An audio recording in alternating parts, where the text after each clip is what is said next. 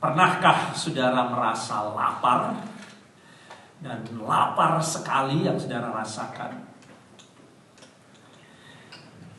Saya rasa mungkin saudara termasuk seperti saya, kita adalah orang-orang yang beruntung, saudara. Karena hanya kadang-kadang saja mungkin perut kita bisa keroncong, ya itu hanya oleh karena kita terlambat untuk makan. Itu bahasa ilmiahnya adalah borborigmi, ya, artinya perut kita ini berkontraksi ya, dan kemudian menimbulkan bunyi atau suara gemuruh. Ya. Ada di antara saudara yang sekarang ini keroncongan perutnya? Meskipun keroncongan, saudara, kita beruntung ya, karena sebentar kebaktian usai kita akan pergi ke ruang makan ya, kita akan makan. Meskipun kita pernah keroncongan, tetapi kita tahu dengan pasti bahwa cepat atau lambat kita pasti bisa makan, kita pasti akan mendapatkan cukup makanan. Seperti sekarang mungkin sudah keroncongan karena sudah jam 12.44 ya, tetapi sebentar kita tahu kita akan makan. Kita mungkin tidak pernah merasakan kelaparan yang sampai mengancam jiwa kita ini. Nah, saudara, tahukah saudara bahwa kisah mengenai makanan dan lapar itu memenuhi Alkitab kita ini? Kita baca ya, Alkitab kita ini dipenuhi dengan kisah makan dan lapar, saudara. Banyak sekali kejadian peristiwa penting kalau sudah baca dalam diri Tuhan Yesus itu terjadi di meja makan atau saat makan atau dalam perjamuan. Banyak cara di mana Tuhan menceritakan terkait dengan perjamuan. Yesus pergi ke banyak pesta makan. Dan kita tahu bahwa Yesus melakukan mujizatnya yang pertama di mana? Di tempat makan, perjamuan, perkawinan di Kana, dan dia merubah air menjadi anggur. Yesus makan bersama dengan pemuka-pemuka agama. Tetapi juga dia makan yang membuat orang lain bersungut-sungut, karena Yesus makan bersama dengan pemungut cukai, orang-orang yang berdosa. Dan hari ini kita membaca kisah Yesus memberi makan orang banyak yang lapar dan menyuruh pengikutnya untuk melakukan hal yang sama. Firman Tuhan, saudara, yang tertulis dalam Alkitab ini memang muncul atau keluar ya, dalam kehidupan orang-orang yang sungguh mengalami keramanan pangan, kelaparan. Seperti kebanyakan orang Galilea pada zaman Tuhan Yesus itu. Kalau kita lihat, mereka ini hanya satu langkah saja menuju kelaparan. Jadi hanya tinggal satu langkah menuju kelaparan. Apabila saat panen gagal, pasti kelaparan. Begitu peperangan terjadi, kelaparan akan terjadi. Begitu ada bencana, kelaparan akan terjadi. Maka tidak heran kalau kita lihat di dalam Alkitab ini, saudara, makan, minum itu dipakai untuk menyatakan akan pemeliharaan Allah dan janji-janji Tuhan untuk memelihara umatnya. Untuk kita dapat memahami bahwa Allah itu memelihara umatnya, akan banyak kisah mengenai makan dan minum ini. Kalau kita lihat kisah mengenai Abraham dan Sarah harus pergi dan mengungsi ke Mesir, pertama-tama oleh karena apa? Sudah baca juga oleh karena kekeringan, kemudian gagal panen, dan kemudian kelaparan, sehingga mereka harus lari mengungsi ke Mesir, kan? Dan tidak ubahnya sampai sekarang kisah seperti itu masih ada. Kalau kita lihat pengungsi Palestina yang berlari melintas batas, berapa banyak kita melihat pengungsi melintas perbatasan untuk memperoleh nafkah atau mencari cara untuk memperoleh nafkahnya.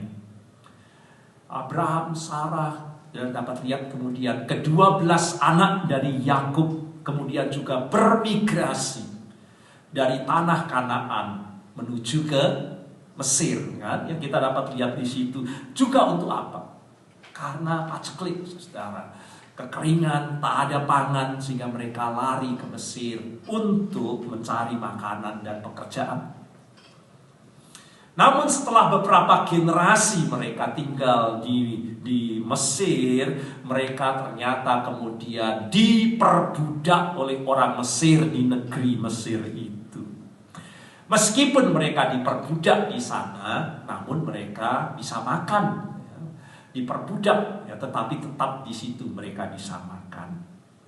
Namun Musa diutus oleh Allah, ya, untuk membebaskan bangsa Israel dari perbudakan itu, ya, untuk keluar dari Mesir, karena Allah akan menyediakan tanah perjanjian buat mereka, ya. Begitu mereka bebas dan merdeka dari perbudakan, mereka segera kemudian berada di padang gurun dan kisah kelaparan segera terjadi kembali. Padang gurun yang tak ada makanan dan tak ada air tentunya. Mereka sedang berada di sana. Maka persoalan kelaparan kembali muncul dalam Alkitab kita ini. Dan seperti anak-anak kalau kelaparan, ya, sudah punya anak, kan? Kalau anak sudah kelaparan, gimana? Bersungut-sungut, ya, saudara akan mulai kemudian mengeluh. Dan demikian bangsa Israel mengeluh oleh karena kelaparan itu. Mengapa? Kamu tidak membiarkan kami mati saja di Mesir, meskipun kami diperbudak, tetapi di sana kami makan. Kami bisa duduk menghadapi kuali dengan daging, dan kami makan roti sampai kenyang. Lalu untuk apa engkau membawa kami ke padang gurun ini? Apakah engkau mau membunuh kami seluruh jemaah ini? Kata dari orang-orang Israel kepada Musa. Dan singkat kisah, ya saudara, Tuhan memahami. Tuhan itu sungguh peduli akan kelaparan yang mereka hadapi. Sama seperti Tuhan peduli dengan penderitaan oleh karena perbudakan yang mereka alami. Maka sudah dapat baca tadi dengan singkat bagaimana terjadi burung puyuh muncul pada petang hari untuk menjadi makanan mereka. Dan di pagi hari dikatakan ada benda-benda putih di tanah yang seperti sisik sedemikian rupa, dan itu dikumpulkan dan itulah yang menjadi makanan. Dan saat mereka melihat sisik-sisik putih itu bertebaran untuk diambil menjadi makanan mereka, mereka tidak tahu apa itu, kan? Ya, lalu kalau sudah lihat di dalam Keluaran 16 ayat 5, mereka kemudian bertanya satu dengan yang lain, apakah ini? Apakah ini? Ini kata yang sangat penting, saudara, ya. Dalam bahasa Ibraninya adalah manhu. Manhu, apa ini? Manhu. Dan dari kata manhu inilah diterjemahkan menjadi apa? Nah, jadi apa artinya mana itu? Apa ini? Jadi mana itu artinya apa sekali? Apa ini? Apa ini? Jawabnya adalah inilah roti yang diadakan, yang diberikan, yang disediakan Tuhan kepadamu menjadi makananmu. Ya, ayat yang ke-15. Maka dari kisah inilah, saudara, buat bangsa Israel mereka tahu bahwa Allah Yahweh yang disembah itu adalah Yahweh Jireh, Allah yang memberikan kehidupan. Dan dari situlah Yesus menyatakan bahwa aku inilah dan Bapakku itu satu, karena aku ini juga adalah Yahweh Jireh. Dan dia menyatakan bahwa dirinya dengan kata yang lain, aku ini roti kehidupan. Akulah roti hidup. Dan barang siapa datang kepadaku, ia tidak akan lapar lagi. Dan barang siapa percaya kepadaku, ia tidak akan haus lagi. Saudara, kisah mengenai Tuhan menyediakan mana surgawi, saudara dapat lihat itu menjadi kisah yang sangat penting buat Israel. Maka saudara dapat temukan kisah itu diulang-ulang, diungkit kembali, baik dalam Taurat Tuhan, dinyanyikan dalam Mazmur-Mazmur. Kalau saudara baca Mazmur, selalu mengingat bagaimana Tuhan, pada orang berkata, apa ini? Bahwa Allah menyediakan. Nah, kalau saudara baca seluruh kitab nabi-nabi, kisah ini juga terus diulang-ulang, diungkit, disegarkan dalam kehidupan umat Israel. Dan adakah kita saudara menyadari bahwa kisah yang ada di balik Yesus memberi makan banyak orang adalah juga terkait dengan kisah Keluaran itu. Kita dapat lihat dalam Injil yang tadi kita baca bahwa ingatan bangsa Israel termasuk Yesus dan leluhurnya akan kisah bahwa Yahweh itu adalah Yahweh Jireh yang menyediakan. Itu tertanam dalam kehidupan umat Allah. Dan menjelang senja hari dikatakan dalam firman Tuhan, orang banyak yang mengikuti Yesus merasa lapar, ya, dan Yesus mengetahui kebutuhan manusia itu, baik untuk tubuh maupun jiwa dari manusia itu. Maka saat itu kemudian ditemukan hanya 5 roti 2 ikan. Tetapi di tangan Yesus, Yahweh Jireh itu Allah yang menyediakan. Dan diberkatinya makanan itu mengenyangkan semua orang banyak. Bahkan sisa 12 bakul dan melimpah juga ikan-ikan. Kisah ini saudara untuk kita renungkan di masa Prapaskah ini untuk mengingatkan.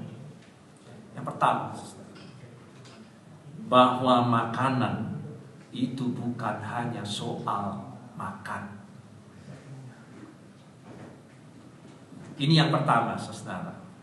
Makan sesungguhnya bukanlah sekedar untuk kita mengkonsumsi kalori untuk menopang hidup. Tetapi makanan dimaksudkan sejak awal setiap kali firman Tuhan dibahas adalah untuk dibagikan.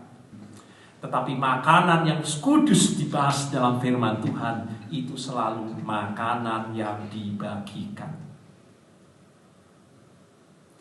Karena makanan dalam setiap kali dibahas dalam firman Tuhan itu bukan menyangkut orang perorangan, tetapi makanan itu menyatukan orang.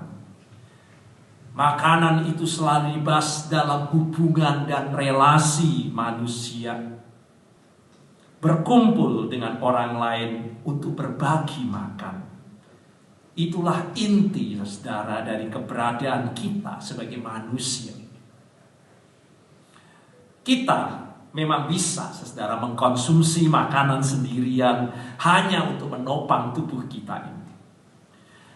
Namun makan bersama dengan istri, makan bersama dengan anak-anak, makan sekitar dengan keluarga, makan dengan sesama, itulah yang menciptakan komunitas,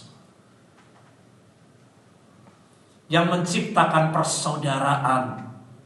Itulah yang akan menghasilkan persaudaraan, kebersamaan. Dan ekspresi dari makan itu bukan hanya untuk perut, saudara, tetapi ekspresi makan adalah kebersamaan, yaitu merayakan cinta kasih satu dengan yang lain. Itu makan selalu diletakkan dalam konteks itu.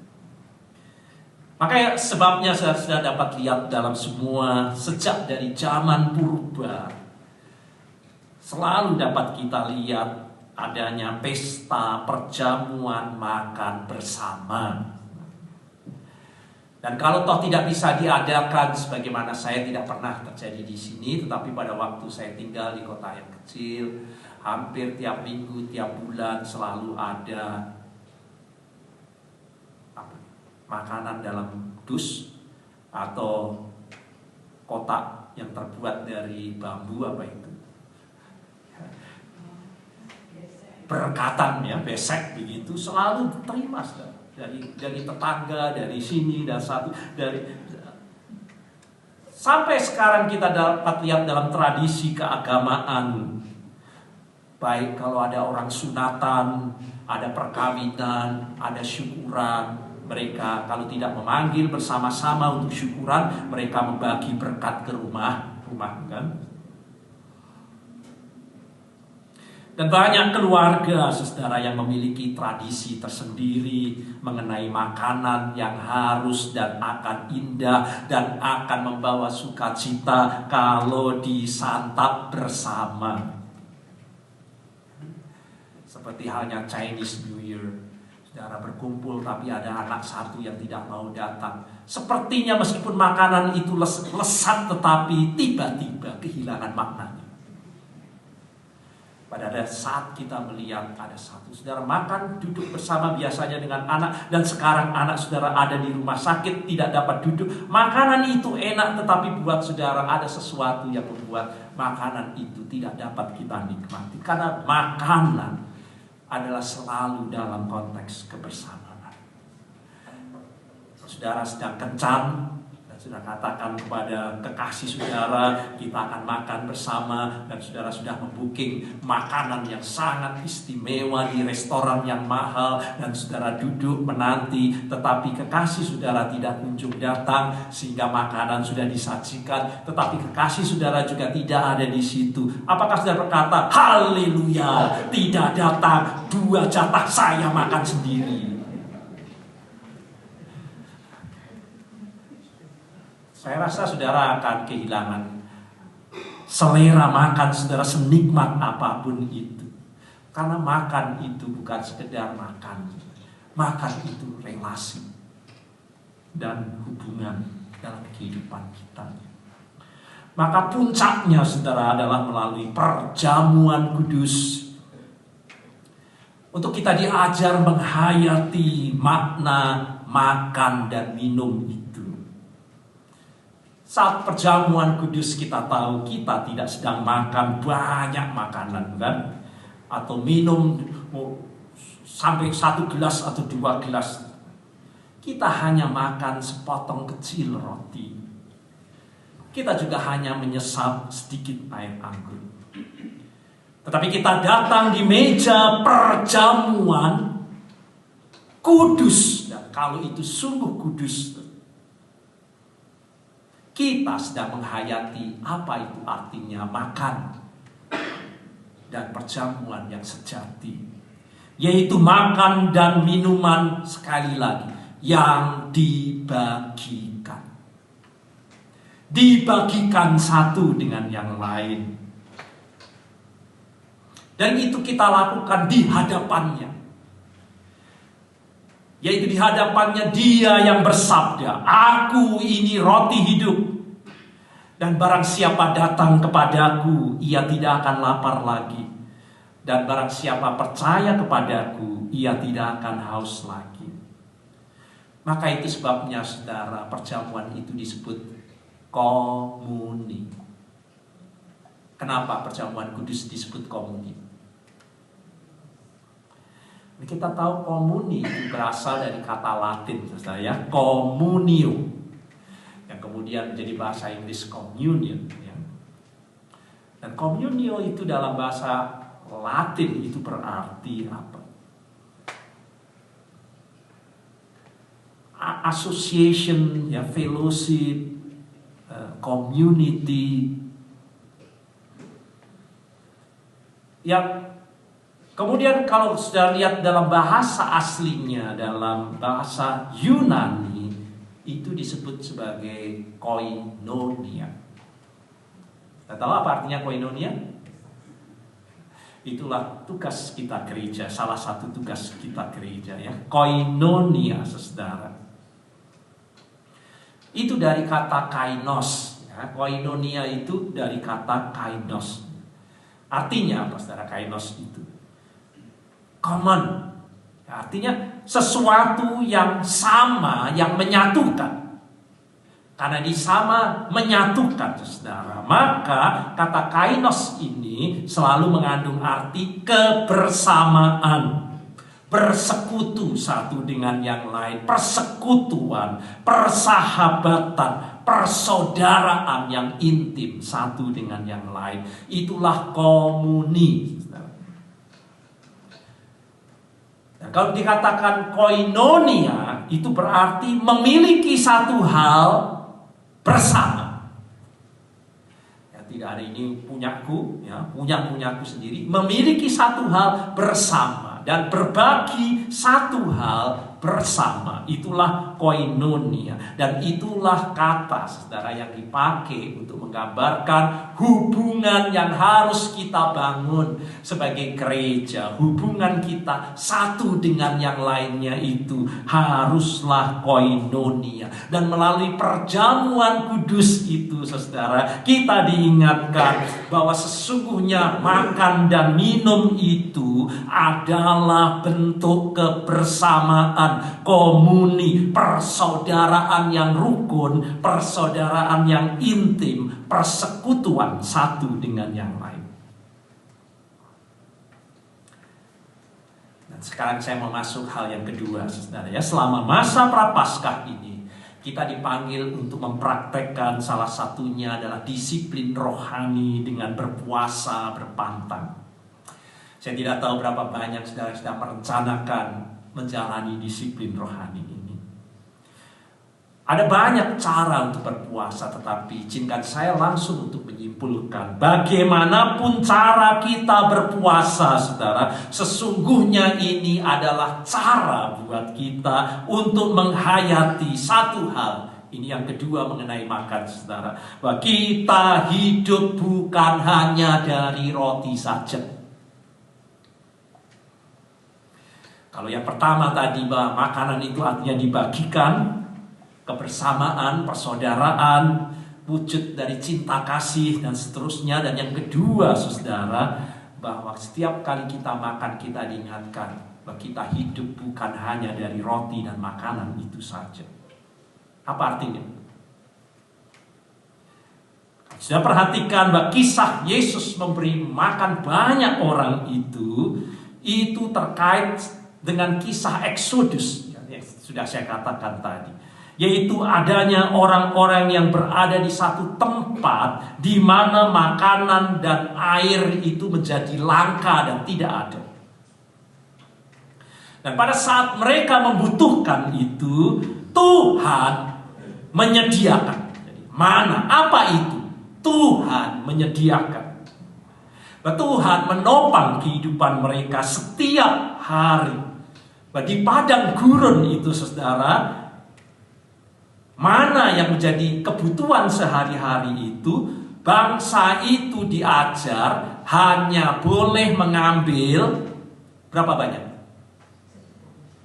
Cukup satu hari.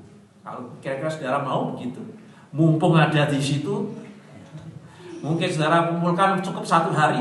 Kenapa Tuhan berkata cukup satu hari, kecuali hari Sabat engkau boleh kumpulkan 2 kali untuk hari perhentian berikutnya? Hanya satu hal yang mau diingatkan, manusia bukan hanya hidup dari roti, bukan dari mananya itu, bukan dari makanannya itu, tetapi bergantung kepada siapa yang menyediakan. Yahweh Jireh itu bukan makanannya, tetapi yang terutama dari kisah ini kita mau ditekankan adalah siapa yang menyediakan itu, siapa yang mengadakan itu, siapa yang memberikan itu. Itu yang paling utama. Setiap kali kita makan, saudara,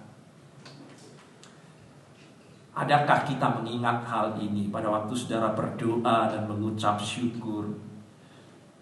Agar mata kita tidak terfokus, kekhawatiran, ketakutan kita hanya kepada makanan, besok makan apa dan seterusnya. Tapi setiap kali kita makan, kita berdoa, kita diingatkan Yahweh Jireh, dialah yang telah menyediakan itu.